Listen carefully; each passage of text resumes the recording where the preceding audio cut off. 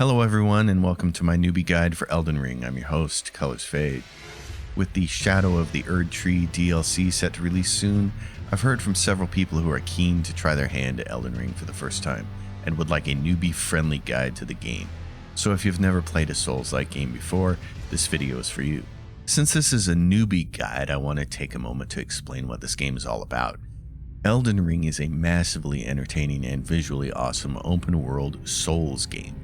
But what makes a game Souls-like, you ask? To my way of thinking, there are really three components. The first involves challenging combat encounters that require players to keenly observe their enemies, learn their attack patterns, and maneuver to avoid them. Souls-like games are effectively third-person action RPGs, but what makes them different from other games in the same genre is that you cannot win by simply mashing buttons. Timing is critical in Souls games, and player skill plays a large factor in success. Players must not only learn to utilize all their character's abilities, but they must also hone their own finger dexterity and coordination as well. They must learn to dodge or parry at precisely the right moment to avoid getting annihilated. As the Souls fans are so fond of saying, you must learn to get good. The second thing that makes a game Souls-like is how progress is handled. In most RPGs, players earn experience for killing enemies, and that experience can never be lost. But in Souls games, experience can be lost because the experience is held in the form of souls, or in the case of Elden Ring, runes. These runes, as it turns out, are the game's currency. They are used to either level up character attributes or to purchase goods and services from vendors. Thus, as a form of currency, they can be lost because they are dropped upon death. Players can retrieve their dropped runes, but if they die before they can recover them, then those initially dropped runes are lost forever. This changes exploration. In a lot of action RPGs, exploration is a fairly risk-free endeavor, but in a Souls-like game, recklessness is punished. Players must be mindful of their current rune count and play accordingly. Later in this guide, I'll talk about some ways to mitigate rune loss and keep your character's progression moving forward. Finally, there are the Sites of Grace. This is the waypoint and save system of the Souls franchise. As you make your way through the game, you'll find these glowing Sites of Grace, often pointing an arc in the direction you should proceed. In the Dark Souls games, these were bonfires. Generally speaking, if you die, you will go to the last Site of Grace you visited. However, you will also find Stakes of Marika throughout the landscape. Clicking on them will activate them, enabling them as an additional resurrection point. Resting at a Site of Grace will save your progress, refresh all your flasks, and replenish your health, mana, and stamina. It will also resurrect all non-boss enemies in the area. Bosses, however, fortunately stay dead once you kill them. Resting at a Site of Grace also exposes the menu interface where you can perform all major tasks such as adjusting your flasks, changing Ashes of War, or talking to certain NPCs. Don't worry if this doesn't make a lot of sense yet. By the time you're done watching this guide, it will. Finally, I want to say this. I do not want to spoil anything for new players, so I've carefully marked the one place in this guide where I need to reveal a plot point. This is one of those rare gaming experiences that don't come around very often, and I want you to go into it with enough information to make an informed character choice, but I also want you to enjoy every surprise coming your way. Upon starting Elden Ring, the first thing you'll be asked to do is select a character class. If you're new to Souls-like games, the attributes for these classes won't mean much to you. So before we can talk about classes, we first need to make sense of these attributes. Vigor affects how many hit points a character has. Elite Souls veterans don't have to worry so much about this because they're good at not getting hit, but you, newbie, should definitely poke points into this. And in the next section, I'll talk about how many points you should invest. Mind affects how much FP a character has, otherwise known as focus points. Think of this as mana. The more FP a character has, the more powerful sorceries and incantations they can use. But it isn't just sorceries and incantations that use FP.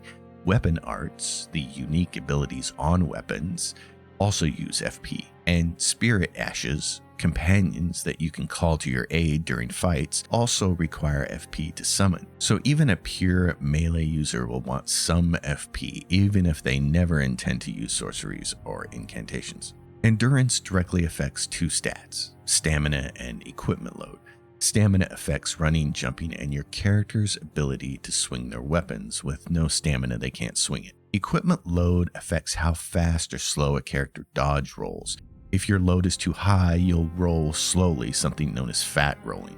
This is bad, and later on I'll explain the mechanics of why that is and how to avoid it. Strength and dexterity are the attributes that affect weapon damage for pure melee builds. Every weapon will have a minimum requirement for strength, dex, or both. The higher the value, the more damage you'll do. Also worth noting, you can see your weapon's total damage on the character sheet, and if you have more than one weapon equipped, it will show those values as well. Intelligence affects sorcery damage and weapon damage for intelligence-based weapon, and is a minimum requirement for all sorceries. Faith works the same way, except it affects incantations and faith-based weapons. Arcane is a bit different in that it's not its own spell category like intelligence is for sorceries or faith is for incantations. Instead, Arcane is more of a secondary requirement for some sorceries and a select few incantations, as well as a requirement for a very small number of weapons.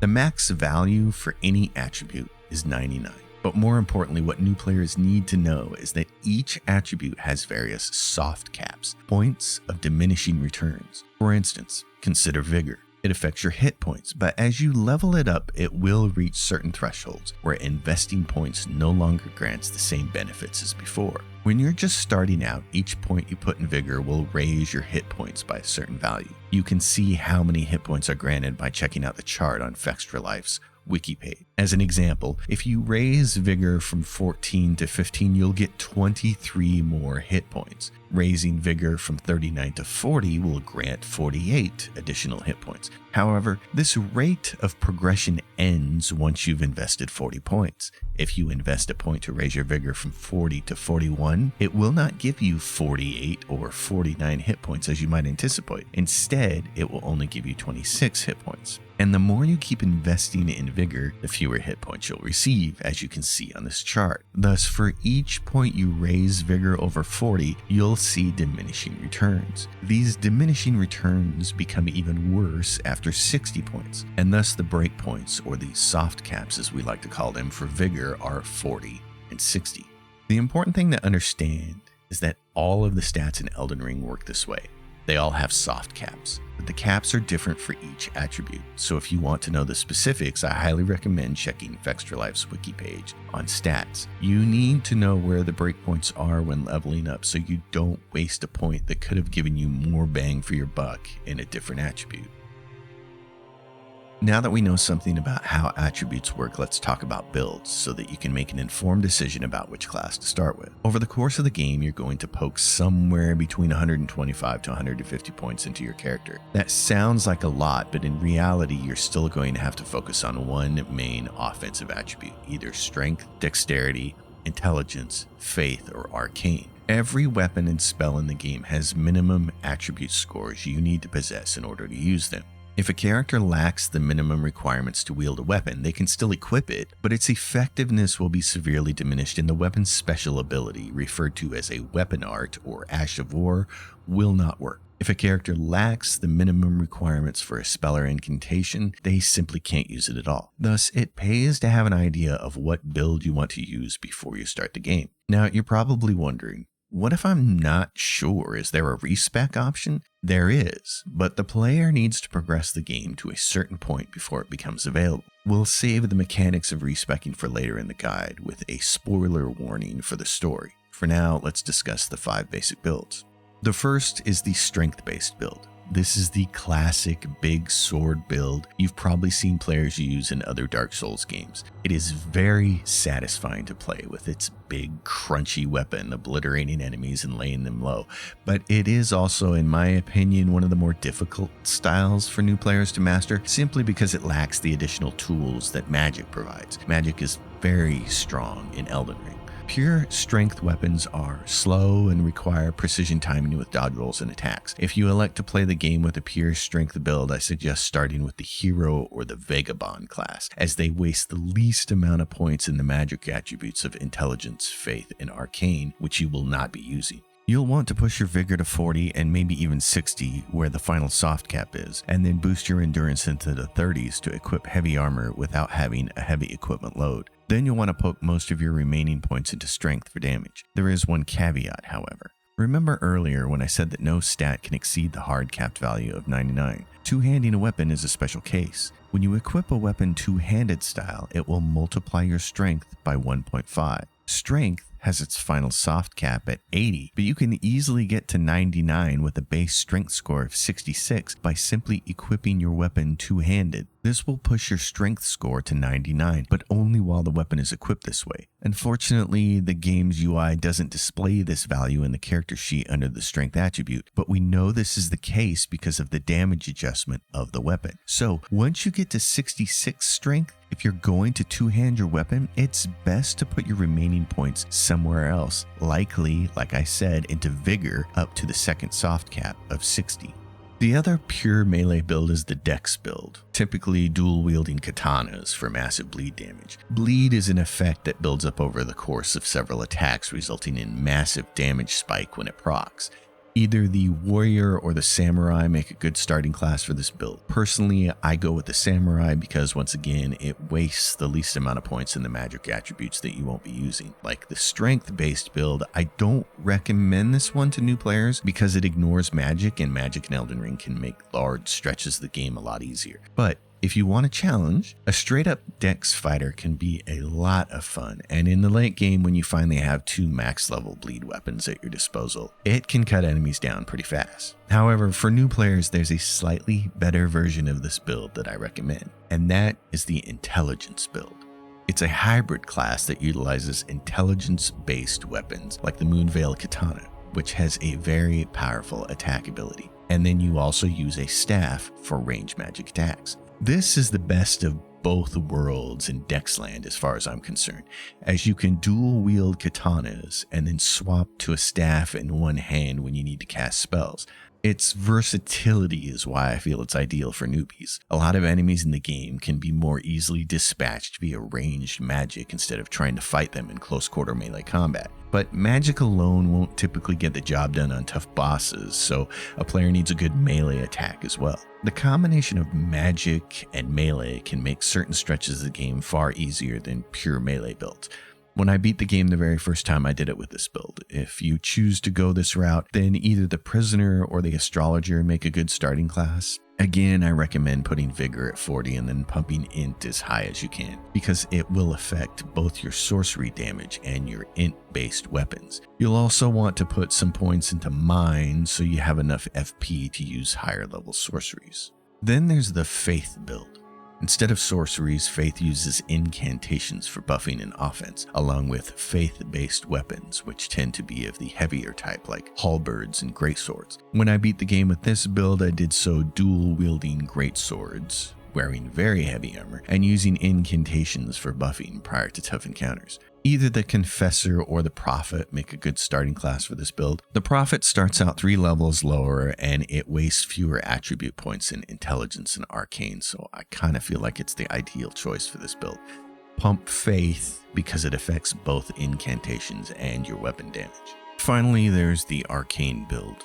In my opinion, this is the least newbie-friendly build of the bunch, partially because there are very few weapons that focus on Arcane, and the ones that exist tend to scale better with other attributes, such as Rivers of Blood, the best katana in the game, which scales much better with dexterity. Also, there are no real Arcane spells. Instead, Arcane exists as a secondary requirement on certain sorceries and incantations, meaning you still have to dedicate points to Intelligence or Faith. So really, you're not so much playing an Arcane build as you are adding Arcane to an existing build. It's for these reasons I recommend newbies just steer clear of it. Focus on the other 4 build types, you'll have more fun. Every weapon scales its damage according to certain attributes. This scaling happens on a scale from S to E, with S being the best and E being the worst. Thus, a weapon that has a B scaling in strength will have a higher damage multiplier for that attribute than a weapon that has a C scaling in the same attribute. The important thing to understand is that you want to use weapons that have the best scaling for your main offensive attribute. So if you're playing a Dex build, you want weapons that scale with Dex. If you're using a Strength build, you want weapons that scale with Strength. If you're playing a Sorcery build, you want weapons that scale with Intelligence. And if you're playing a Faith build, you want weapons that scale with Faith. It doesn't matter very much if the weapon's damage is affected by multiple stats. What matters is the scaling for your character's main offensive attribute. But what happens if you find a really cool weapon and it doesn't scale well with your main attribute? This is where Ashes of War come into play. Every weapon has a unique ability on it. These are called weapon arts or Ashes of War. For unique weapons, these effects are permanent and cannot be changed. But for other kinds of weapons, the Ashes of War can be changed, and this is how we can affect weapon scaling. Ashes of War can only be applied at a site of grace. When choosing to place an Ash of War on a weapon, the player has options for affinity. Note, not all affinities are available for all Ashes of War, and players will need to progress the game to unlock all of them. Notice how, if I want to apply the Ash of War Sacred Blade with a standard affinity on this Troll Greatsword, the strength scaling is C and the dex scaling is a D. The strength scaling is slightly better than the dex scaling, but neither are anything to write home about. However, if I apply this with a heavy affinity, then the strength scaling improves to a B and the dex scaling disappears. Now the weapon's damage is affected entirely by my character's strength attribute with a much better scaling. By applying the Ash of War with a heavy affinity, we've customized this weapon for my strength build. I also want to emphasize that by applying the Ash of War with an affinity of heavy, standard, keen, or anything else, we're not changing the Ash of War itself. The effect is still the same. In this case, Sacred Blade, which launches a holy projectile that then imbues the sword with additional holy damage. In this case, the Troll Greatsword becomes imbued with an additional 90 points of holy damage. Many Ashes of War can be applied with additional affinities. Take the Cragblade Ash of War, for instance. Using it causes your character to slam their weapon into the ground and pull it up caked with dirt, which for a limited time adds a considerable amount of additional damage. If we apply Cragblade with a magic affinity, then it will receive a C scaling in intelligence with an E scaling in strength and dex. This means the weapon's total damage is being calculated from all three attributes, but intelligence provides the best damage scaling, so that attribute would affect it the most. A character with a high intelligence will get more out of this weapon than a character with high dex or strength when the Ash of War is applied with an intelligence-based affinity like magic. Likewise, we can apply Cragblade with a flame art affinity, and it will now scale better with faith, and so on and so forth. By utilizing the different affinities, you can customize weapons to better fit your build. While I'm at it, I want to mention one important Ash of War that new players should definitely seek out, and that is the Sacred Blade. As I showed earlier, this ability launches a holy arc from the blade that does nice damage to the locked target, but more importantly, it will imbue the blade with extra holy damage. In Elden Ring, undead enemies rise up after you kill them unless you make the final blow with holy damage. Thus, a weapon with Sacred Blade Ash of War can not only do more damage when it's glowing, but it can also permanently kill undead. I recommend keeping one weapon handy with this Ash of War and equipping it when necessary. This will save you a lot of heartache in the various catacombs scattered throughout the land. And a final note, if you find an Ash of War that you want to use dual wielding, or you simply want to put it on a second weapon, there is an item in the game called a Lost Ashes of War. Taking this to the smith at the Round Table Hold will allow you to duplicate any Ash of War, so you can have two copies and put the second one on a different weapon. After your first few hours in Elden Ring, you may wonder where the hell are all the high tier scaling weapons like A tier and S tier. Everything you loot will seem to be in the C, D, and E tier. Well, your character may actually be holding a high tier scaling weapon, but you first need to improve it with smithing stones. Every weapon has its own max scaling value. They don't all scale to S. In fact, A and S class weapons are really rare. The only way to determine this value is to check the wiki page, and this value is kept hidden from the player. So if you want to know if you're using a weapon worth upgrading, check the wiki. There are two types of smithing stones, regular smithing stones and somber smithing stones. Somber smithing stones are used to improve unique weapons up to a +10, and regular smithing stones are used to improve non-unique weapons up to +25. As the weapon improves, so will its scaling attributes. Where do you find smithing stones and somber smithing stones? You'll discover most of them out in the world when exploring. you should take every opportunity to loot every single shiny thing you find in Elden Ring, because this is how you will acquire most of the game's important resources. You can also acquire a handful of smithing bell bearings, which are items you can then turn into an NPC at the Round Table Hold, which will allow that NPC to sell you certain tiers of smithing stones. I've spent a large portion of this guide talking about offense, but I do need to touch on defense. Your character possesses a myriad of defensive stats that can help mitigate and resist various damage types. Your ability to mitigate damage is basically governed by your overall character level, also referred to as your rune level, and the equipment you wear. Several different kinds of defense values exist, like immunity, which affects your resistance to poisons and scarlet rot, and robustness, which affects your resistance to hemorrhage and frostbite. But here's the bottom line, and the thing that I want new players to understand. No amount of resist will ever be as effective at negating damage as simply not getting hit. It doesn't matter how much fire resist gear your character is wearing. If they're standing in front of the fire giant when he launches his flame attack, you're gonna die. The best damage mitigation in the game comes from being observant, learning attack cues, and maneuvering to avoid being hit. And that means by melee attacks and spell attacks. To that end, we need to discuss iFrames and dodge roll. I mentioned earlier the concept of equipment load. In the character UI, you'll find values for your max equipment load and your current equipment load. The magic number you want to standard is 70%. If you are carrying more than 70% of your max equipment load, you will fat roll. This is bad. Dodge rolling is one of the two main ways to completely negate enemy damage.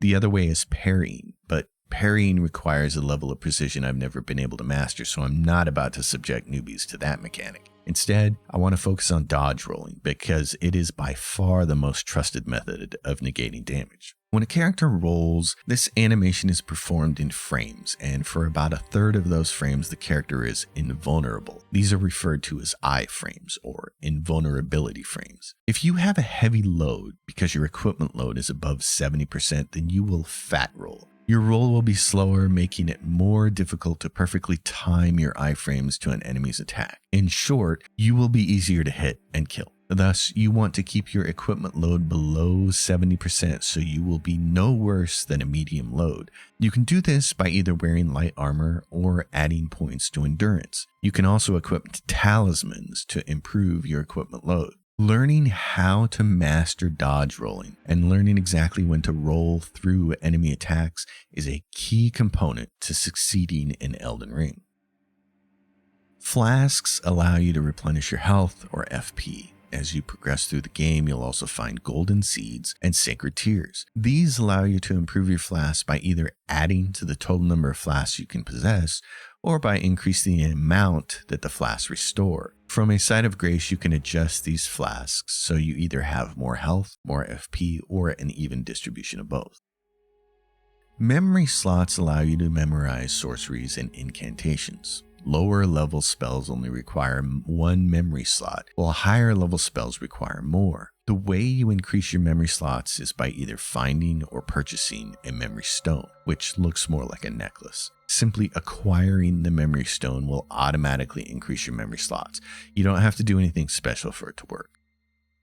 Talismans grant various bonuses and are a great way to further customize your build. When you start the game, you will have only one talisman slot, but you can receive 3 more slots as you reach various milestones in the game. For spoiler reasons, I will not discuss what these milestones are. Like other gear, such as weapons or armor, you can swap talismans out at any time. You do not have to swap them at a site of grace. In addition to your weapons, armor, and talismans, you can also equip other items like spirit ashes. These are ghostly companions that you can summon to your aid during boss battles and a few other locations in the game. They will stick with you until the battle is over. You'll know you can summon your spirit ashes when you see the little gravestone in the lower left-hand corner of the screen. With the exception of the Mimic tier, Spirit Ashes require FP to consume. The Mimic tier requires your own health. This is one reason you'll want to put some points into memory so you have enough FP to summon your best Spirit Ashes. Spirit Ashes, like weapons, can be improved up to +10, making them more powerful and durable. Doing so requires either a Grave Glovewort or a Ghost Glovewort. These are plants, and again, as a reminder, loot everything. In order to improve your spirit ashes, you'll need to progress the story of a certain NPC far enough so that they show up at the Round Table Hold. There, they will offer their services in spirit tuning. Brave Gloveworts and Ghost Gloveworts are limited, so you want to save these to level up the best spirit ashes. Don't waste them on every single spirit ash that you acquire. For new players, I'd recommend saving your Gloveworts for the following: the Mimic Tear and the Black Knife Touche. I also think it's worth putting some points into Loodle the Headless, because he's a pretty strong spirit that you can acquire very early in the game, and he'll do a decent job until you can attain the more elite spirits. I also think it's worth putting some points into the Lone Wolf Ashes, because they are very effective at stun locking a couple bosses. I wouldn't max out Loodle or the Wolves, but I definitely put points into them. Early in the game, you'll receive Torrent. He's capable of a double jump, which is really handy for traversing certain areas. If you're on PC, it might not be obvious from the tutorial how to summon him. When you hit the escape key and open the screen, you'll need to go to the right hand side. This is where you can assign certain items like Torrent's calling chime or various gestures. I like to put Torrent's chime in the rightmost slot because then a quick E+1 key combination will summon him straight away. For those wondering, there are bows in Elden Ring, but they are probably the least viable weapon in the game. They're really only effective early on against weaker enemies, and really only as a way to pull monsters to you. Later, the bows become heavy and aren't really worth the equipment load, and it's a pain to constantly have to make or buy ammo for them. This is why magic is superior for ranged attacks, because it only costs FP and your flasks regenerate every time you rest at a site of grace. If you're playing a straight melee build with heavy armor, you won't want to sacrifice protection for the weight of a bow, but you will on occasion have the need to tag enemies at range and draw them to you. The game offers a myriad of darts and throwing kukris that you can equip. Darts can be crafted with simple materials like the bones from animals, so I recommend keeping a few on you at all times. Certain bosses in the game will drop great runes. The power for these must be restored by navigating certain divine towers in the game. Once restored, the player can equip the great rune at a site of grace, and it will show up in the top left of their hit point and FP bar. However, equipping the great rune doesn't actually activate its power. This is a source of confusion for many new players. You must then use a rune arc to activate the great rune's power. And here's the kicker: when you die, the great rune's power goes away. You must then spend another rune arc to reactivate it. It's for this reason that I recommend new players save their rune arcs for special occasions, at least until you get good enough to not die very often. If you find yourself inches away from defeating a boss but not quite able to make it over the hump, activating a powerful great rune that adds to your hit points or stats might be enough to push you over the edge on your next attempt. The bulk of this guide has covered character builds, and that's because I want you to have the very best chance to choose a build you like for your first foray into the lands between. But even with all this information, it's still likely you'll want to change your build at some point, and for that, there's the respec option. If you don't want to hear about story spoilers, skip this section and come back to it when you need it. Respecking becomes available only after you defeat Renala, Queen of the Full Moon, at the Rhea Lucaria Academy in the Liurnia of the Lakes region, which opens up after you make it through Stormvale Castle and defeat Godric the Grafted. Renala will retire to her main chamber defeated, and if you bring her a larval tear, she will allow you to be reborn. Larval tears are rare items. Normally, when I finish a run through Elden Ring, I wind up with about 7 or 8 of these. So keep that in mind. If at any point during the respec process you decide not to go through with it, the larval tear will be refunded. I recommend having an exact plan for your stats prior to respecking. Make sure to check all the equipment you plan to use for the minimum requirements prior to finalizing your respec. You don't want to have to respec again because you made a mistake with one attribute. When you start the game, one of the final things you'll do at character creation is choose a keepsake. There are a lot of options and newbie players won't have any idea what these do. I'll make it easy for you. In my opinion, the best choice is the golden seed, because it will allow you to have an extra flask charge, and having an extra charge earlier in the game is a really good thing. The other choice that's not too bad is the Crimson Amber Talisman, which slightly improves hit points, but it won't be too long before you find better talismans to wear, and this thing will just sit there collecting dust in your inventory. The remaining options here simply aren't that great, because most of them can be obtained while adventuring, and the others are just niche items that you don't need to worry about on a first playthrough. I mentioned early in the guide that you drop your runes when you die. This can slow your leveling progress. Losing runes to a boss in particular can suck because it can be difficult to recover those runes before the boss pummels you again. For that reason, I try to go into most boss fights with as few runes as possible, which means spending my runes right before entering the boss's arena. The most convenient way to do this is to level up, but what happens if you are a few thousand runes short of a level? First, you can use some of the inventory runes you've collected along the way, adding to your current rune count. A few of these might be enough to push you to a new level. However, if you're short on inventory runes, then this is where farming locations come in. I have 3 locations I really like to use. The first is just north of the Gatefront side of Grace, not far from where you begin the game. Head to the War Master's Shack and turn south, then ride into this big open area. There will be 5 troll giants here, and they're fairly easy to dispatch once you start to acquire some decent gear. Clear them out, warp back to the War Master's side of Grace, rest, and repeat until you have enough runes for a level. This is a great early game area to farm because the trolls are worth a lot of runes at that level. It's low risk, and it's easy to recover from if you accidentally die, and it's good practice to fight against big, slow monsters. The second location becomes available after defeating a specific boss, and for spoiler reasons I won't divulge which boss. On the other side of this massive stretch of war-torn beachfront property that you can get for a really low interest rate, you'll find a location called the War Dead Catacomb. Inside you'll discover 2 groups of spectral warriors fighting each other. What you want to do is pick off one of these smaller soldiers. The rest of the combatants will fall off the sides onto the lower level. So after your smaller soldier dies, he'll respawn on this upper level, allowing you to slip behind him for a critical hit. If both of the smaller soldiers end up dying, which is pretty easy for that to happen on the lower level with the more violent combatants down there, then you can alternate backstabbing them and really rake in the runes. They will eventually stop respawning after about the 8th or 9th death, and then you just run back up to the site of the Grace Rests and repeat. Just don't fall into the 2nd level. It's full of scarlet rot and will kill you quickly. The third location that I like to farm at is a place called the Palace Approach Ledge Road. I don't want to spoil anything further by giving you a precise location. You'll know it when you see it. What you'll find is these layabouts who are worth a whole lot of runes. Some of them are warriors who will sprout spikes and try to cartwheel their way into your heart, but for the most part, these fellows are easy pickings and worth a ton of runes. This is a great location for farming, but it will take you a while to reach this part of the game. Again, I don't want to get into spoilers. You deserve to be surprised, and Elden Ring is full of wonderful, jaw-dropping surprises.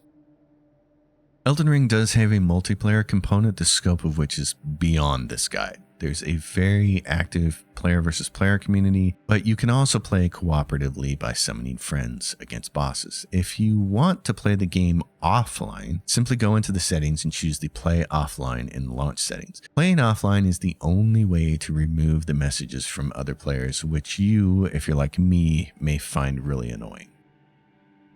I know we are in the minority, but I want to take a minute to help out my mouse and keyboard brothers and sisters. By all accounts, Elden Ring plays great with a controller, but if you're like me and you hate controllers, you want to take a minute to customize the controls for mouse and keyboard. The main thing I recommend is to have a 5-button mouse. Weapons have 2 attacks, a regular attack and a strong attack. You'll hear controller players refer to these as R1 and R2, but weapons also have their unique skills or weapon arts, which is a separate attack, and it pays to have a multi-button mouse so you can assign the skill to its own button. Then there's the special case of katanas. With the katana, pressing the skill button doesn't launch the weapon art attack. Instead, holding the weapon art button readies the attack in the sheath, and then pressing one of the other attacks, either the regular attack or the strong attack, launches a horizontal attack or a vertical attack. This comes into play with the Moonveil Katana, which launches a magic arc from either of these attacks. There are times when you want to use the vertical arc and times when you want to use the horizontal arc. The only way to really pull this off is with a 5-button mouse. My 5-button mouse has 2 thumb buttons on the left side.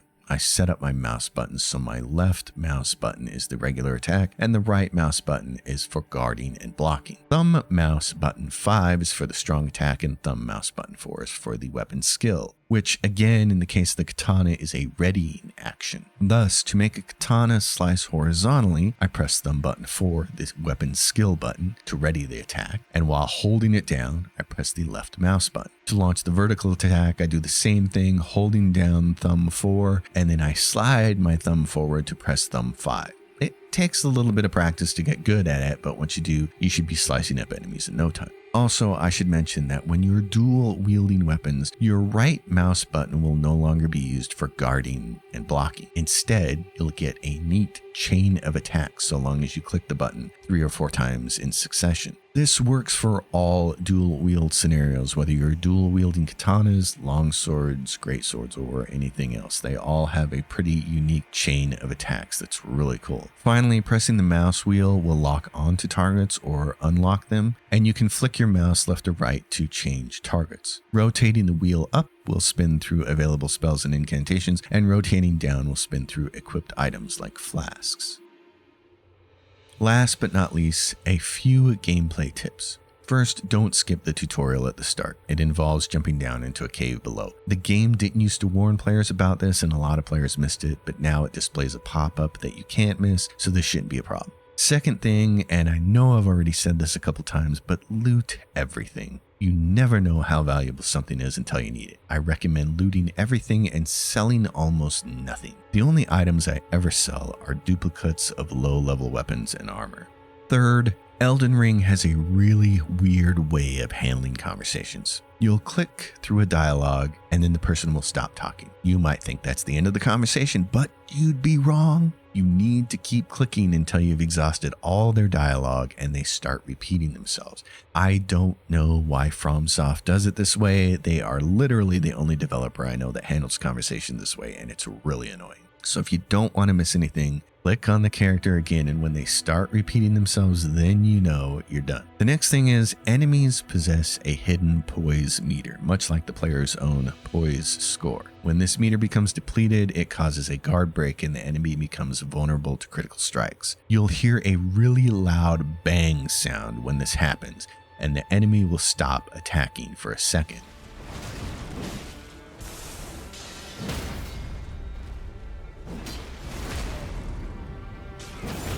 When this happens, when you break an enemy's guard, you can perform a critical hit by simply approaching the enemy, get really close, and press your regular attack button. The core of Souls games is the combat, and what it comes down to is learning how enemies move and attack, and then timing your dodges, parries, and counterattacks to minimize the punish you receive. It's a very tightly choreographed dance of death, and the best way to get through the game and have the most fun doing it is to be observant. Pay attention to how enemies attack and how they chain their attacks together. Learn to watch and listen for cues that alert you to specific attacks, and then counter appropriately. Personally, I avoided playing the Souls games for a long time, specifically because my finger dexterity is terrible and my ability to get my hands to do what my brain is thinking is abysmal. And yet, I have beat Elden Ring multiple times now with all sorts of different builds. If I can do it, you can do it. I believe in you. Finally, I want to stress that death is a core part of the game,